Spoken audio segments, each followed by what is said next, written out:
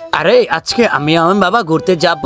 ভাই ভাই মা ভালো থেকো, আজকে আমি ঘুরতে যাব। আরে দেখ কত সুন্দর ভাইয়া। ও বাবাজি আমি তোর প্রেমে পড়ে গেছি গা। আরে তুমি কি আমার হবে? আরে এটা কি? মেয়েটা তো ওর প্রেমে হাবুডুবু খাইতেছে। এটা আমার, এটা শুধু আমার, তুই ধরবি না। আরে তোকে আমরা নিচে ফেলে দেবো, এই নে।